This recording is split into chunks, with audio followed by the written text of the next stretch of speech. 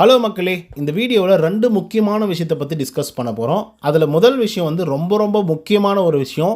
ஏன்னா இந்த சீசனுடைய title winning பொசிஷனையே டோட்டலாக திருப்பி போடக்கூடிய ஒரு விஷயமா வந்து இருக்குது. அது என்ன அப்படிங்கிறத வந்து பார்ப்போம். அதுக்கடுத்த 2வது விஷயம், ரம்யா ஜோ அவர்களுக்கும் அரோரா அவர்களுக்கும் மிகப்பெரிய அளவில் ஒரு சண்டை வந்து நடந்தது. இந்த சண்டையில் குளிர் காஞ்சது யார் அப்படின்னு பார்த்தீங்கன்னா பிக் பாஸ் ஹவுஸ்மேட்ஸு. அப்படி என்ன இவங்க 2 பேரும் அடிச்சுக்கிட்டாங்க, அது மூலிமா இவங்க என்ன குளிர் காஞ்சாங்க அப்படிங்கிறத பற்றி இந்த வீடியோவில் முழுசாக வந்து டிஸ்கஸ் பண்ண போகிறோம். ஸோ இந்த வீடியோக்கு போகிறதுக்கு முன்னாடி நம்மளோட சேனலை சப்ஸ்கிரைப் பண்ணாதவங்க சப்ஸ்கிரைப் பண்ணி வச்சுக்கோங்க. அண்ட் லைக்கை போட்டு வீடியோ பாருங்கள். வாங்க இந்த வீடியோக்குள்ள வந்து போகலாம். நம்பர் 1, சபரி அவர்கள் நல்லவரா கெட்டவரா அப்படிங்கிற ஒரு கேள்வி வந்து இருக்குது. இப்போ இருக்கக்கூடிய ஓட்டிங் ஆர்டர் பிரகாரம் சபரி அவர்கள் 2வது பொசிஷனில் இருக்கார். திவாகருக்கு கண்டிப்பாக டைட்டில் வின்னிங்கை வந்து கொடுக்க மாட்டாங்க. அது எப்பயுமே எழுதி வேணால் வச்சுக்கோங்க. ரீசன் என்ன அப்படின்னு பார்த்தீங்கன்னா, இப்படிப்பட்ட ஒரு ஆள் பிக் பாஸ் வீட்டுக்குள்ளே வந்ததே தப்பு அப்படின்னு சொல்லி வெளிப்படையாக வெளியே வந்து பார்த்திங்க அப்படின்னா எல்லாருமே பேசிகிட்டு இருக்காங்க. ஸோ அவரை கூப்பிட்டு உள்ளார உட்கார வச்சதே தப்பு அப்படின்னு சொல்லிட்டு இருக்கும்போது அவருக்கு டைட்டில் கொடுத்தாங்க அப்படின்னா எப்படி இருக்கும் அப்படின்னு சொல்லி யோசிச்சு பாருங்கள். ஸோ இப்படி இருக்கக்கூடிய காலகட்டத்தில் 2வது பொசிஷனில் சபரி அவர்கள் இருக்காங்க. இப்போ சபரியோடைய இமேஜ் அப்படின்னு சொல்லி பார்க்கும் பொழுது வெரி சிம்பிள் அண்ட் நார்மலாக இருக்காப்புல. ரொம்ப நியூட்ரலாக வந்து இருக்கார், ரொம்ப காமாக வந்து இருக்கார், எல்லாருக்கும் ஹெல்ப் பண்ணுறாரு, ஓடி வேலை செய்கிறாரு, சமைக்கிறாரு அப்படின்ற ஒரு கண்ணோட்டம் வந்து பார்த்திங்க அப்படின்னா சபரி மேலே வந்து இருந்துகிட்ருக்கு. பட் இப்போது ஒரு சிலருக்கு வந்து உண்மையாலுமே சபரி வந்து நல்லவர் தானா அப்படிங்கிற ஒரு கேள்வி வந்து எழுந்திருக்கு. அண்ட் நிறைய மக்கள் வந்து நேற்றுக்கு எபிசோட் பார்த்துருந்தீங்க அப்படின்னாலையும் தெரிஞ்சிருக்கிறதுக்கான வாய்ப்புகள் வந்து இருந்திருக்கும். என்ன அப்படின்னு பார்த்தீங்கன்னா, முதல் விஷயம், கலையரசன் சபரிநாதனை வந்து எக்ஸ்போஸ் பண்ணுறாரு. அக்கா, நான் எல்லா வேலையும் செய்கிறேன், சாதம் வடிக்கிறேன், எல்லா வேலையும் செய்கிறேன், ஆனால் எண்ட் ஆஃப் தி டே வந்து என்ன பண்ணுறாரு அப்படின்னா, கனி அக்கா வாங்க, பிரவீன் வாங்க, இங்கே பாருங்கள் நான் சமைச்சிட்டேன் அப்படின்னு சொல்லி மொத்த கிரெடிட்ஸும் அவர் வந்து எடுத்துக்கிறாரு. இந்த குழம்பு சூப்பராக இருக்குது, இந்த குழம்பு நான் தான் செஞ்சேன் அப்படின்னு சொல்லி அந்த கிரெடிட்டை எனக்கு கொடுங்க அப்படின்னு சொல்லி கிரெடிட்டை வந்து அவராக எடுத்துக்கிறாரு. அப்படிங்கிற மாதிரி கலையரசன் வந்து ஒரு விஷயத்தை வந்து எக்ஸ்போஸ் பண்ணியிருப்பார். 2வது விஷயம் என்ன அப்படின்னு பார்த்தீங்கன்னா, இப்போது லைவில் வந்து பார்த்திங்க அப்படின்னா பார்வதி அவர்களும் திவாகர் அவர்களும் உட்காந்து பேசிகிட்டு இருக்காங்க. நிறைய விஷயங்களை வந்து டிஸ்கஸ் பண்ணுறாங்க. யார் எந்த மாதிரியான ஃபேஸ் கட்லாம் வச்சுருக்காங்க, யாரெல்லாம் எந்த மாதிரிலாம் கேம் ப்ளே பண்ணுறாங்க அப்படிங்கிறத இந்த ரம்யாவுக்கும் அரோராவுக்கும் ஒரு சண்டை வந்துச்சு இல்லையா, அது மூலிமா எல்லா விஷயங்களும் எக்ஸ்போஸ் பண்ணி பேசிட்டாங்க. அது அரை மென்டல் மாதிரி நாடகம் ஆடிய சூப்பர் டிலக்ஸ் ஹவுஸ் அப்படின்னு சொல்லி டைட்டில் கூட வந்து போட்டிருப்பேன். ஸோ இப்போ என்ன ஆயிடுச்சு அப்படின்னா, சபரி யார் அப்படிங்கிற ஒரு டாபிக் வந்து வருது திவாகர் அவர்களுக்கும் பார்வதி அவர்களுக்கும். இப்போ அதுக்கு திவாகர் வந்து சொல்கிறாரு, எனக்கு வந்து சபரியை ரொம்ப பிடிக்கும், நல்ல பையன், நல்லா பேசுவாப்பில், மற்றவங்க கிட்டேலாம் எனக்கு முரண்பாடு இருந்தாலும் குறிப்பாக பிரவீன்ராஜ் மேலெலாம் பயங்கரமாக முரண்பாடு இருக்குது, அந்த ஆள் பேசுகிறதே வந்து சரியில்லை, ஆரம்பத்துலேருந்தே நம்மளை வந்து எப்பயுமே குத்திக்கிட்டு தான் வந்து இருந்துகிட்ருக்காரு. அண்ட் இன்னொரு முக்கியமான விஷயம், அவர் உள்ளே வந்த பிறந்தே என்னை வந்து சுத்தமாக அவருக்கு பிடிக்க மாட்டேங்குது, எல்லா நாமினேஷன்லையும் என்ன தான் வந்து போட்டு தள்ளுறாரு, ஜெயிலுக்கு அனுப்பணும் அப்படின்னாலையும் என்னுடைய பேரும் உன்னுடைய பேர் தான் வந்து சொல்கிறாரு. ஸோ இந்த மாதிரி ஒரு 2-3 பேர் வந்து இருக்காங்க. கம்ருதீன் வந்து பார்த்திங்கன்னா இப்போ அடங்க ஆரம்பிச்சிட்டான். ஏன்னா வெளியே வந்து தன்னுடைய பேர் கெட்டு போயிடுமோ அப்படிங்கிற ஒரு கான்சியஸ் வந்துடுச்சு. ஸோ அதனால கம்ருதீன் வந்து அடக்கி வாசிக்கிறான் அப்படிங்கிறத திவாகர் அவர்கள் நிறைய விஷயங்கள் வந்து எக்ஸ்போசிவாக வந்து பேசுகிறாரு. அண்ட் ஒவ்வொருத்தருடைய கோணமும் கரெக்டாக இருக்குது. நம்ம எப்படி பார்க்குறோமோ அப்படி தான் திவாகர் அவர்கள் ஒருத்தரை பற்றியும் சொல்லிட்டு இருக்காரு. குறிப்பாக வந்து பார்வதியை பற்றி வந்து சொல்கிறாரு, அப்புறம் பிரவீன்ராஜ் பற்றி சொல்கிறாரு, கம்ருதீன் பற்றி சொல்கிறாரு, எப்ஜே பற்றி சொல்கிறாரு, வினோத் பற்றி பேசுகிறாரு, எல்லாரை பற்றி சொல்கிறாங்க. அதுக்கப்புறம் சபரிநாதனை பற்றி சொல்கிறார். இப்போ சபரிநாதனை பற்றி சொல்லும் பொழுது என்ன சொல்கிறாரு அப்படின்னா, சபரி பேச்சு வார்த்தைகள்லாம் பரவாயில்ல, அது கூட வந்து பார்த்திங்கன்னா அவங்கள விட கம்பேர் பண்ணும்போது தான் இவர் பரவாயில்லையே தவிர மற்றபடிக்கு ஃபுல்லாக நடிக்கிறான் அப்படிங்கிற ஒரு வார்த்தையை வந்து சொல்கிறார். ரீசன் என்ன அப்படின்னு பார்த்தீங்கன்னா, எது செஞ்சாலும் எதுவாக இருந்தாலும் அதோட கிரெடிட்ஸ் மொத்தமே எனக்கு வேணும் அப்படிங்கிறத அவர் வந்து தீர்மானமாக வந்து இருக்கார். ஸோ அதனால் அவர் அந்த விஷயத்தை பண்ணுறாரு. எக்ஸாம்பிளுக்கு அன்றைக்கி பழம் வந்துச்சு, அந்த பழத்தை வந்து நான் எடுத்துகிட்டு போகிறேன் குடும்பா அப்படின்னு சொல்லும்போது, அண்ணே சும்மா இருக்குண்ணே, நீ சும்மா அப்படியே பேசிகிட்டு இருக்காத, நான் வந்து எடுத்துகிட்டு போகிறேன், உனக்கெல்லாம் ஒன்றும் தெரியாது அப்படின்னு சொல்கிறாருமா. இந்த மாதிரி நிறைய இடங்களில் வந்து மற்றவர்களே வேலை செய்யணும்னு விருப்பப்பட்டாலையும் தானாகவே இழுத்து போட்டு வேலை செய்கிறது, ஏதாவது ஒரு வார்த்தை சொல்லிட்டோம் அப்படின்னா அதுக்கு சுருக்குன்னு கோவம் வர்றது, அந்த ஒரு வார்த்தையை வச்சு வார்த்தை ஜாலங்களை வச்சு நிறைய பேச்சு பேசுகிறது, அந்த மாதிரி பேசக்கூடாது, இந்த மாதிரி பேசக்கூடாது அப்படின்னு சொல்லி நம்மக்கிட்ட சவுண்ட் போடுறது, அந்த வார்த்தையை நம்ம பயன்படுத்தும் போது இப்படி பேசினாருன்னா அவர் பயன்படுத்தும் போது வந்து நார்மலாக பேசுகிறாரு. இப்போ கூட பாருங்கள், சில்க்கு அப்படிங்கிற ஒரு வார்த்தை யூஸ் பண்ணாங்க. அவங்க எவ்வளோ கஷ்டப்பட்டு இருக்காங்க சில்க் அப்படின்றவங்க. அப்படி இருக்கும் பொழுது இவங்க சாதாரணமாக வந்து பேசுகிறாங்க. இதுவே நம்ம சொல்லியிருந்தா அவங்க எப்படி ரியாக்ட் பண்ணுறாரு தெரியுமா? ரொம்ப மோசமான முறையில் வந்து ரியாக்ட் பண்ணுறாரு சபரி, ஃபுல்லாக கேமரா கான்சியஸாக வந்து இருக்கார் அப்படிங்கிற மாதிரி திவாகர் அவர்கள் வந்து சொல்கிறாப்புல. இந்த ஒரு விஷயம் எனக்கே வந்து மனசில் பட்டுச்சு. அவரை பார்க்கும்பொழுது, என்னடா இவ்வளோ நடிக்கிற அப்படிங்கிற மாதிரி தான் வந்து இருந்தது. உண்மையாகவே சொல்கிறேன். 2வது விஷயம், இன்றைக்கி வந்து பார்த்திங்கன்னா போட்டிகள் வந்து நடந்தது. த மாஸ்க் அப்படிங்கிற ஒரு போட்டி. அதில் சுபிக்ஷாவுக்கு அடிபட்டுச்சு. அடிபட்டும் பொழுது எல்லாருமே ஃபஸ்ட் எய்ட் கிட்டு போய் எடுத்துகிட்டு வராங்க. லேடிஸு, கேர்ள்ஸு எல்லாருமே போய் எடுத்துகிட்டு வராங்க. பதறாங்க. ஏன்னா அவங்களுக்கு வந்து கால் அடிபட்டிருக்கு, ரத்தம் வருது, ப்ளீட் ஆகுது. ஓகேங்களா, நகமே வந்து பேந்துடுச்சு அப்படின்ற லெவலுக்கு வந்து இருக்குது. அப்போது கேர்ள்ஸ் எல்லாம் போயிட்டு என்னாச்சோ ஏதாச்சோ, குறிப்பாக அவங்களோட டீம் சூப்பர் டீலக்ஸ் ஹவுஸில் இருக்காங்க இல்லையா, அந்த டீம் வந்து பார்த்திங்கன்னா போய் நிற்கிறாங்க. நின்று சிகிச்சை பண்ணணும் அப்படின்னு நினைக்கும் போது சபரி வந்து என்ன சொல்கிறார் அப்படின்னா, இங்கே பாருங்க, கவனிட்டு இருக்கேன், எல்லாம் நான் பார்த்துக்கிறேன், நீங்கள் கிளம்பி போங்க, போய் வேலையை பாருங்கள் அப்படிங்கிற மாதிரி வந்து பார்த்திங்க அப்படின்னா சபரி அவர்கள் வந்து இந்த மாதிரி ரியாக்ட் பண்ணுறாரு. அண்ட் ஒவ்வொருத்தரையும் அப்படி வந்து பார்த்திங்க அப்படின்னா ஒரு இது பண்ணுறாரு. ஏன் அப்படி பண்ணுறாரு அப்படின்னா, மேபி அவர் திவாகர் சொல்கிற மாதிரி கிரெடிட் கேம் கூட வந்து விளையாடலாம். இதெல்லாம் நான் தான் செஞ்சேன், இதெல்லாம் நான் தான் செஞ்சேன், இதுக்கெல்லாம் நான் தான் சொந்தக்காரன், நான் தான் இது, நான் மட்டும்தான் அப்படின்றத வெளிப்படுத்துறதுக்காக இப்படி செய்கிறாரோ அப்படிங்கிற டவுட்டு உள்ளே இருக்கக்கூடிய ஆட்களுக்கும் வர ஆரம்பிச்சிருச்சு. வெளியே இருக்கக்கூடிய எத்தனையோ பேருக்கு வந்து வந்துருச்சு. ஸோ அதனால தான் இப்போ வரைக்குமே திவாகர் அவர்களை அவரால் பீட் பண்ண முடியல.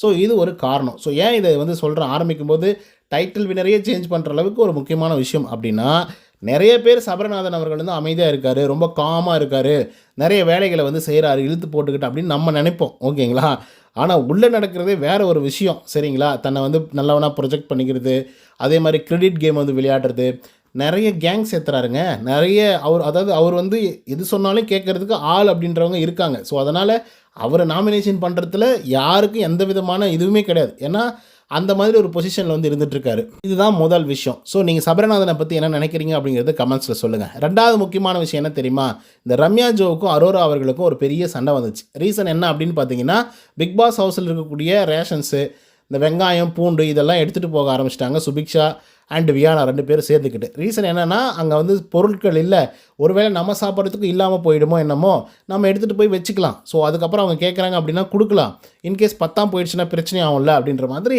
இவங்க முடிவு பண்ணி எடுத்துகிட்டு போய் உள்ளர வைக்கணும் அப்படின்னு சொல்லி எடுத்துகிட்டு போகிறாங்க. அப்போ ஒரு பெரிய பிரச்சனை நடக்குது. நீங்கள் ப்ரோமோவில் பார்த்துருப்பீங்க. அது எக்ஸ்ப்ளனேஷனே கொடுக்க முடியாது, ஏன்னா கொடுத்து எனக்கு வந்து தலை வலிச்சிருச்சு. இதுக்கு முன்னாடியே ஒரு வீடியோ போட்டிருக்கேன், போய் பாருங்கள். இப்போ என்னென்னா, ஒரு கட்டத்தில் எப்ஜி அவர்கள் வந்து பார்த்திங்கன்னா ஒரு வார்த்தை சொல்கிறாப்புல, நீங்கள் வேணால் 2 பேர் வந்து இங்கே வாங்கலேன், சுபிக்ஷாவும் வியானாவும் வந்து பிக் பாஸ் வீட்டுக்குள்ளே இருங்க, இங்கேருந்து 2 பேரை வந்து சூப்பர் டீலக்ஸ் ஹவுஸ்க்கு வந்து அனுப்பலாம். அப்போ தான் இங்கே எவ்வளோ தூரம் கஷ்டங்கள் நாங்கள் அனுபவிக்கிறோம், சாப்பாடு இல்லாமல், தண்ணி இல்லாமல் எவ்வளோ கஷ்டப்படுறோம் அப்படிங்கிறது உங்களுக்கு அப்போ தான் புரியும். ஸோ அதனால் நீங்கள் வந்து பாருங்கள் அப்படிங்கிற ஒரு வார்த்தையை வந்து எப்ஜி அவர்கள் வந்து விட்றாப்புல. அதுக்கு சுபிக்ஷா என்ன சொல்கிறாங்க அப்படின்னா, நான் வர்றதுக்கு தயார் தான், என்னை விடலை அப்படிங்கிற மாதிரி வந்து சொல்லியிருப்பாங்க. ஓகேங்களா, ஃபஸ்ட்டு எடுத்தோடனே அந்த ஒரு வார்த்தையை சொல்லியிருப்பாங்க. உடனே எப்ஜே என்ன சொல்கிறாருன்னா, ஒரு வேலை இருந்திருந்தா நீ என்ன வந்துட்டுருப்பியா அப்படின்னு சொல்லி கேட்கும்போது, இல்லை நான் விட்டுருந்தா வந்திருப்பேன், அரோரா கேட்டாங்க, அதனால் நாங்கள் அனுப்பிச்சிட்டோம் மொத்த பேருமே சேர்ந்துக்கிட்டு அப்படிங்கிற ஒரு வார்த்தையை வந்து விடுறாங்க. இந்த ஒரு வார்த்தை ஒட்டுமொத்த டீலக்ஸ் ஹவுஸையும் ப்ரோக் பண்ணுற மாதிரி, அதாவது கிராக் பண்ணுற மாதிரி வந்து பார்த்திங்கன்னா மொத்தமாக போட்டு உடச்சிட்டாங்க. என்னாச்சு அப்படின்னா, இப்போ அரோரா வந்து எதுவுமே இல்லாமல் அவங்க போகிறேன்னு சொல்லிட்டாங்க, அதனால் நாங்கள் விட்டுட்டோம் அப்படின்ற மாதிரி சுபிக்ஷா சொன்னதுனால அடுத்ததாக அரோரா வந்து பார்த்திங்கன்னா உள்ளர வராங்க. அவங்க உள்ளர வந்து, அது எப்படி நீ வந்து அப்படி சொல்லலாம், யாருக்குமே இன்ட்ரெஸ்ட் இல்லை, அரோராவுக்கு தான் இன்ட்ரெஸ்ட் இருந்துச்சு, அதனால வந்து வந்துட்டாங்க அப்படின்னு நீ எப்படி சொல்லலாம் அப்படின்னு சொல்லி கேட்கும் பொழுது, அதுக்கு வந்து வியானா உள்ளர வராங்க. வியானா வந்து உள்ளர வந்து, ஆமாம் நீ தான் வந்து கேட்ட, நானே வந்து போகிறேன் அப்படின்னு சொன்னேன், எனக்கு விருப்பம் இருக்குதுன்னு சொன்னேன், ஸோ அதனால் வந்து அனுப்பிச்சி விட்டோம் அப்படிங்கிற மாதிரி வியானா சொன்ன உடனே, யூ ஆர் அ லையர் அப்படின்றாங்க, நீங்கள் வந்து பொய் சொல்கிறீங்க, நீங்கள் வந்து தப்பாக ஆடுறீங்க. வியானாவை பிடிச்சி கிளின்னு கிளிக்கிறாங்க அரோரா. வியானாவும் தன்னுடைய வாக்குவாதத்தை முன்ன வைக்கிறாங்க, ஆமாம் நீ தான் கேட்ட, அதனால் நாங்கள் எங்களுக்கு போகிறதுக்கு இன்ட்ரெஸ்ட் இல்லை, அதனால் நீங்கள் போங்க அப்படின்னு சொல்லி விட்டுட்டோம் அப்படின்ற மாதிரி அவங்க சொல்கிறாங்க. அடுத்ததான் என்ன சொல்கிறாங்கன்னா, ரம்யா உள்ளர வராங்க.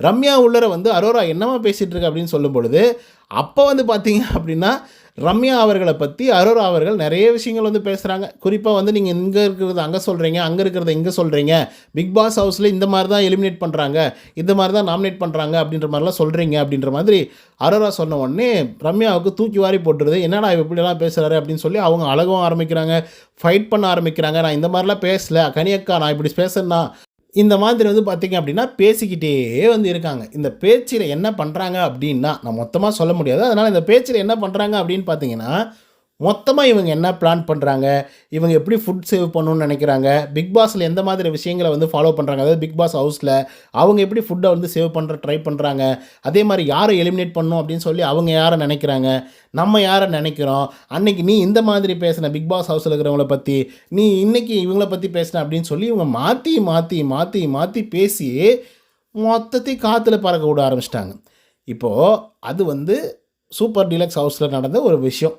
அங்கே போயிட்டு சொல்லுங்க அப்படின்னா, அங்கே போய் பேசியிருந்துருக்கும். ஒரு பிரச்சனை வருது அப்படின்னா, இது அங்கே பேசி முடிவு பண்ணியிருந்தா அது கரெக்டாக வந்திருந்திருக்கும். ஆனால் இவங்க என்ன பண்ணுறாங்க, அங்கே என்ன நடந்துச்சு, யாரை நாமினேட் பண்ணணும்னு நினச்சாங்க, யார் எலிமினேட் ஆகி வெளியே போனாங்க, யாருக்கு வந்து நாமினேஷன் ப்ரீ பாஸ் வந்து போகணும், யாருக்கு கொடுக்கணும், என்ன வாங்கணும், எப்படி வேலை வாங்கணுன்றது முதல் கொண்டு இவங்க என்னெல்லாம் சீக்கிரட்டாக பேசுனாங்களோ எல்லா சீக்கிரட்டையும் பிக் பாஸ் ஹவுஸ்மேட்ஸ் இருக்காங்க இல்லையா, அவங்க முன்னாடி எல்லாத்தையும் போட்டு உடைக்கிறாங்க. இப்போது அட்லீஸ்ட் போட்டு உடைக்கிறதாவது பரவாயில்ல, பஞ்சாயத்துக்கே அவங்கள கூப்பிட்றாங்க. கனியக்கா, நான் அன்றைக்கி உங்ககிட்ட இப்படி தானே சொன்னேன், அப்சரா நான் உங்ககிட்ட அப்படி தானே சொன்னேன், இப்படி தானே சொன்னேன் அப்படின்னு சொல்லி இவங்க கூட்டுட்ருக்காங்க. யோ என்னையா இது அப்படிங்கிற மாதிரி வந்து இருந்தது. இப்போ இவங்க என்ன பண்ணுறாங்க அப்படின்னா, ஓஹோ இப்படியெல்லாம் நீங்கள் பேசிட்டீங்களா, இப்படியெல்லாம் நீங்கள் பிளான் பண்ணிங்களா, இப்படியெல்லாம் நீங்கள் செஞ்சீங்களா அப்படின்னு சொல்லி இவங்க வந்து கற்றுக்குறாங்க. இவங்க வந்து தெரிஞ்சுக்கிறாங்க, ஓ இப்படியெல்லாம் நீங்கள் பிளான் பண்ணுறீங்களா அப்படின்ற மாதிரி. அப்போ இது யாருக்கு வந்து நஷ்டம்? சூப்பர் டீலக்ஸ் ஹவுஸ்க்கு தான் வந்து நஷ்டம். இப்போ எல்லா பிளான்ஸும் போட்டு உடச்சிட்டாங்களா, அடுத்து தான் அவங்க என்ன பண்ணணும் அப்படின்ற மாதிரி யோசிக்க ஆரம்பிச்சிருவாங்க. இதில் ரம்யா தான் பயங்கரமாக அரட்டாயிட்டாங்க, நீ ரொம்ப நடிக்கிற அப்படிங்கிற மாதிரிலாம் அரோரா வந்து பேசும்பொழுது வந்து பார்த்திங்கன்னா ரம்யாவுக்கு பயங்கரமாக கோவம் வந்துடுது, அழுகவும் செய்கிறாங்க. இந்த மாதிரிலாம் பேசாத, செப்பலை கழட்டி கூட அடிச்சிரு, எனக்கு அதை பற்றி கவலையே கிடையாது, ஆனால் நடிக்கிறேன் அப்படின்லாம் சொல்லாத, நான் ஏதோ ஃபேமிலியை தேடணும், எனக்குன்னு ஒரு ஃபேமிலி இருக்கணும், எனக்குன்னு சொந்த பந்தங்கள் இருக்கணும் அப்படின்றத தேடுறதுக்காக மட்டும்தான் நான் அந்த வீட்டுக்குள்ளே வந்தேன், நான் அழுகிறேன், அதுக்காக நான் சிம்பத்தி பண்ணுறேன்லாம் நினச்சிக்காதீங்க, உண்மையான மனசே அதுதான். நான் ஒவ்வொரு தடவையும் சாப்பாட்டுக்காக சண்டை போடும்போது கனியக்காவை கேட்டு பாருங்கள், நான் போய் அழுதுருக்கேன், சாப்பாட்டுக்காக சண்டை போட்டுக்கிறாங்க. அதே மாதிரி நல்லா சமைச்சு சாப்பிடும் பொழுது நான் அழுதுருக்கேன், கனியக்கா சூப்பராக சமைச்சிருக்கீங்க, இந்த மாதிரி எனக்கு யாருமே சின்ன வயசில் வந்து சமைச்சது கிடையாது அப்படிங்கிற மாதிரிலாம் சொல்லியிருக்கேன் அப்படின்னு சொல்லி எல்லாமே சொல்கிறது ஓகே. பட் எங்கே சொல்கிறோம் அப்படிங்கிறது ரொம்ப முக்கியம் இல்லை. அவங்களும் பிக் பாஸ் ஹவுஸில் இருக்கிறவங்களும் அப்படியா அப்படியா அப்படியா அப்படின்னு சொல்லி கேட்டுட்ருக்காங்க. யோ இந்த மக்கங்கள்லாம் கூப்பிட்டு வந்து பிக் பாஸ் ஆட வச்சு, அவங்களுக்கு சூப்பர் டீலக்ஸ் ஹவுஸ்னு இன்னொருத்ததை வச்சு, அவங்களுக்கு ப்ரீமியமாக பயங்கரமான ஒரு ஹவுஸை க்ரியேட் பண்ணி அவங்களுக்கு நிறைய பவரை கொடுத்தா ஒன்றுத்துக்கும் உதவாத மக்கங்களாட்டம் ஒட்டு மொத்த ரகசியத்தும் யாருக்கிட்ட சொல்லக்கூடாதோ அவங்ககிட்டே சொல்லி முடிச்சிட்டாங்கப்பா. அவ்வளோதான். இதுக்கப்புறம் நாளைக்கு நாளான்னைக்கு ஒரு கேமும் இருக்காது, சும்மா போக வேணால் பாருங்கள். ஆல்ரெடி பிக் பாஸ் ஹவுஸில் இருக்கிறவங்க பயங்கரமாக டாமினேட் பண்ணுறாங்க. அதுக்கேற்ற மாதிரி வந்து பார்த்திங்க அப்படின்னா இந்த சூப்பர் டீலக்ஸ் ஹவுஸில் இருக்கிறவங்களும் நடந்துகிட்ருக்காங்க. ஸோ இதனால் பெரும் பிரச்சனை வந்து உருவாகி அதுக்கப்புறம் வந்து பார்த்திங்கன்னா கொஞ்சம் கொஞ்சமாக புகஞ்சி அமைய ஆரம்பிச்சிருக்கு. நம்ம பொறுத்து தான் பார்க்கணும். பட் என்னை பொறுத்தவரையில் சூப்பர் டீலக்ஸ் ஹவுஸில் இருக்கக்கூடிய ஆட்கள் வந்து இந்த மாதிரி விஷயத்தை பண்ணிடக்கூடாது. அப்படியே பண்ணியிருந்தாலும் டிஸ்கஸ் பண்ணியிருக்கணும் அப்படின்னு நினச்சிருந்தாலும் அவங்க சூப்பர் டீலக்ஸ் ஹவுஸ்குள்ளே தான் வந்து உட்காந்து பேசியிருந்துருக்கணுமே தவிர எல்லாரும் முன்னாடியும் பேசியிருக்க வேண்டிய அவசியமே இல்லை. ஸோ அதை நான் சொல்லணும்னு நினச்சேன்.